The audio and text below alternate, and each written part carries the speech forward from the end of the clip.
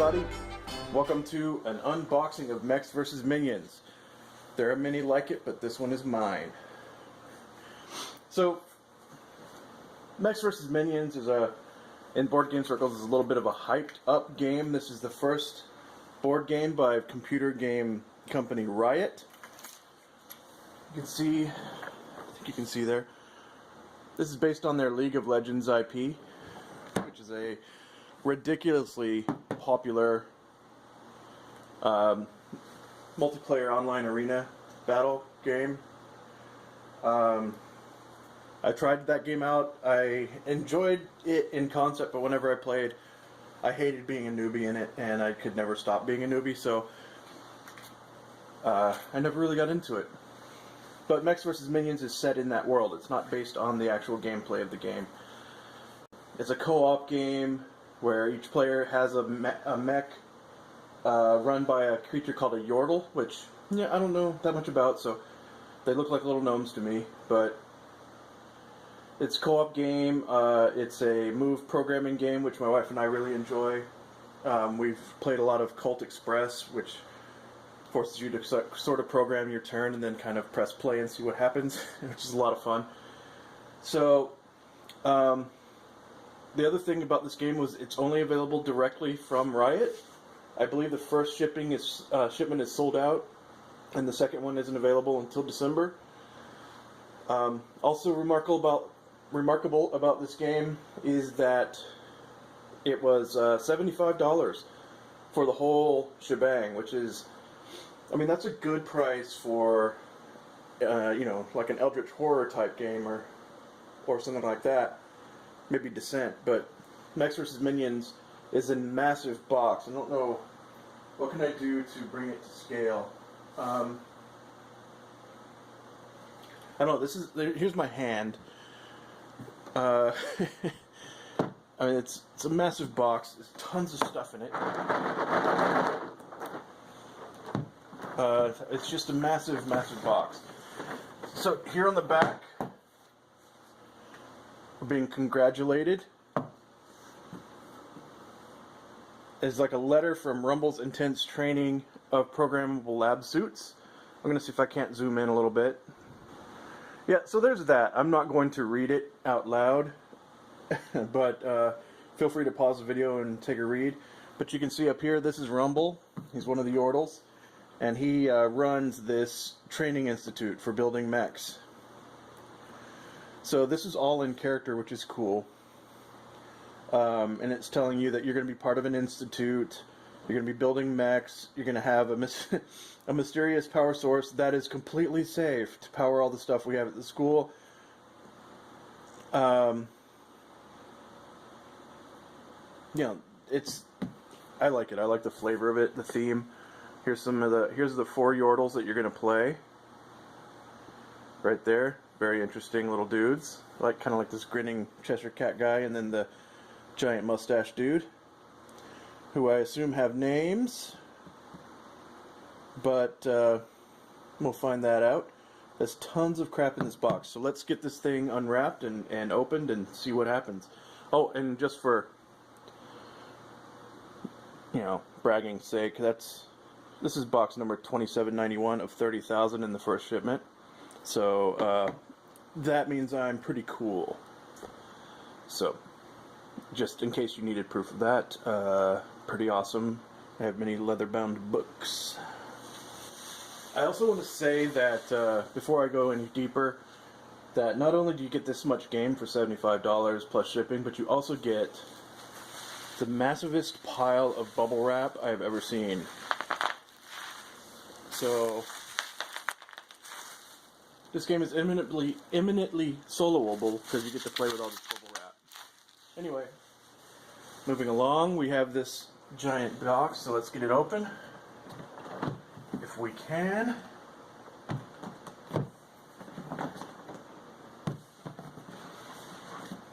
There we go.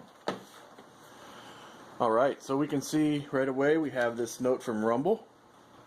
I'll hold it up. This is cool. It's like thick paper. printed out to be like a welcome to the school letter, and I'll let you pause and read that if you like. But it's introducing us to the game, and it's telling us to take the first steps on our path to embetterment 2 with the Master Mechanic tutorial, and be sure to bring the Master Mechanic field guide and textbook with you at all times. These two will be enough to get started, so do not open any envelopes, or, by all that is good in the world, that metal crate. We've had one accident already. Trust me, the time to open these will come soon enough. And then on the back here, sorry about the bump in the camera, we have a to-do list from Rumble, just a little bit of flavor. Start a school, invite students, and we can see a couple of, I imagine these are Easter eggs for characters that are in League of Legends. I like how it says start a school, invite students, and then down here unchecked, learn how to run a school. And why is the power source ticking? That's pretty awesome. Alright, let's get into this. So I don't even know where to begin with this box. Look at this. Look at this insert. I guess we'll start with this. Looks like it's the 4 main Yordles. Now the insert is insane. You can see the Yordles are already placed in their individual spots. The little runes carved into it. Over here you see. And here are the Yordles, fully painted miniatures. Pre-assembled. I mean, they're not going to win any Golden Demon Awards or whatever those things are called, but they're very nice. They're nice and big, like chunky miniatures. You got this. Here's the guy with the mustache. Awesome.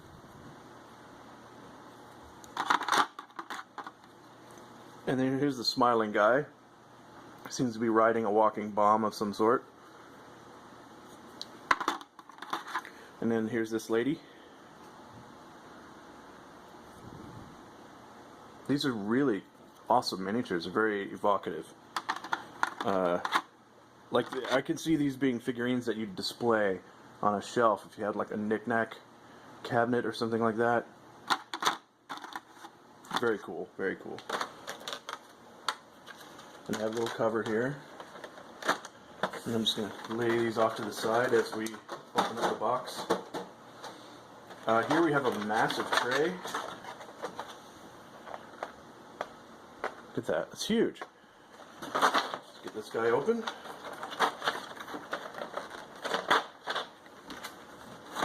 Again, plastic cover. These little shiny metal bits, they actually do feel like metal. I guess these will be tracking things on different tracks. I don't know, I haven't looked at the instructions. I've been trying not to spoil myself too much about this game. I haven't looked at any other unboxings. Very cool. And I don't know if you can see in here, but this is carved with a little channel around the edge. So when you go to try to get this out, you don't have to scrape at it. You just push down and it comes up. That's brilliant insert design, actually. It's just a little thing, but look how easy that is. And then we have the dice. These are rune dice. These are going to help you make decisions for the AI and stuff like that in the game.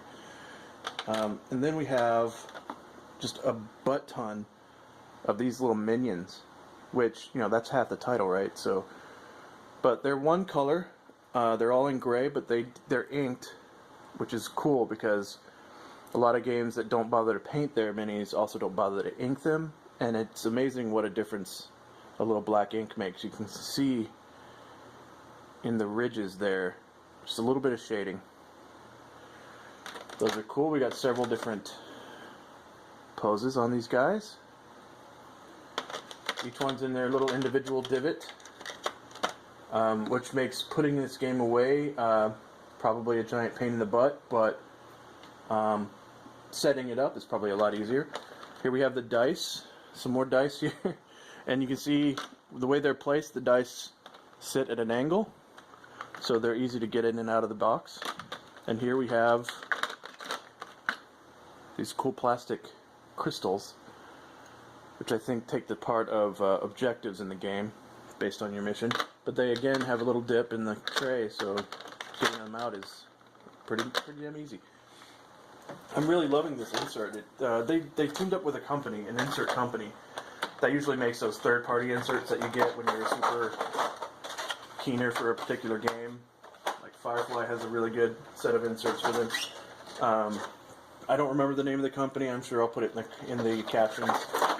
But here we have another tray of minions. I'm not going to crack this open, but this is like, I think there's 100 minion figures in here. We got some more minions down here. It looks like in shipping they kind of broke loose a little bit, but they're all still in good shape. I'm just gonna OCD my way through this box a little bit. We have this weird kind of texture here. I don't know if you can see it on the, this little rock texture. And here we have the Master Mechanic tutorial, which has fully color, and it has the setup for the tutorial. And I'm going to set up the tutorial on this in this video, and then maybe do a playthrough of it. Here we have a quick reference sheet, how to play. Here's all the cards, and there's only a certain number of specific cards, so that should be easy to learn and easy to memorize. This has a timed orders drafting phase, so it'll be good once you know what the cards do and you can kind of just see what it is. Here we have the field guide and textbook. This is a glossary. You can get this online. That'll help you track down rules that you need to look up. Very cool. This book is very thick paper, almost card, and the pages are really nice. They're slightly glossy, maybe satin finish, good color pictures, just top notch. And here we have the top secret dossiers for each mission. They're sealed envelopes. We have a number of these. A good number of these, actually. And I don't know honestly what's in them. Some of them feel like they have extra pieces or cards or manuals in them. But look at that. So there's a pseudo legacy mode for this. Each operation has its own top secret dossier. And once you open it, it's open. But unlike Pandemic Legacy, it's pretty easy to, it seems like it would be pretty easy to separate out and just play one mission at a time. And then I'll pull this tray out, if I can, because there seems like there's stuff under it. Oh yeah, and here we have our player boards. These are way bigger than I expected. This is where you program your mech with the cards. Wow, there's only 4 of these. Look how thick they are. I'll unwrap. Alright, here's the boards. These are very nice, like almost linen finish cardboard. Very thick. Very, very well made. They're enormous, so hopefully this game will fit on my table with 2 players. My wife and I usually play games together, but here you have a different board for each of the characters. And you have 6 spots here, and you can see here there's your overdrive ability for that particular character. And again, these are top-notch components. I bought into the hype enough to buy the game, but I didn't think I was, 100% a drone for this game, but whew, these components are ridiculous. Here's a scorecard, looks like. You're tracking minion kills. There's a Doom tracker, runes, and here's some various map cards. This game is going to be huge on the table. Oil slicks. Now I know enough to know that if you If you're standing here and you walk into this oil slick, you automatically slide to here, which is kind of cool. Throw a little bit of randomness in there. These are double-sided, which is a bit of a surprise. There's lava here, I guess. There's some kind of energy beam. Very nice. Very, very nice. Aside from the fact it may or may not fit on my table, very, very nice. This is a tile that's used to help make decisions for the minions. You roll the die, and then whichever rune comes up, whichever color, is the direction the minions go, at least in the first couple of missions that I've seen. Here's a tile that's either a lava wall or represents the school that you're going to. And here's your cards. At first I thought maybe they were a little thin, but they're a nice, tough, almost plasticky cardboard. They got a nice slip to them, but there's a little bit of a linen-y grip also. The graphic design is very nice. You can see very clearly it's a fire card, it's a movement card, and it's got these 3 powers based on how much you've leveled it up. There's a ton of these cards. There's a lot of them are all the same. There's only, what, I don't know, 12 different kinds of cards. But you can see they have different things. This is I guess a shooting card, turning around card.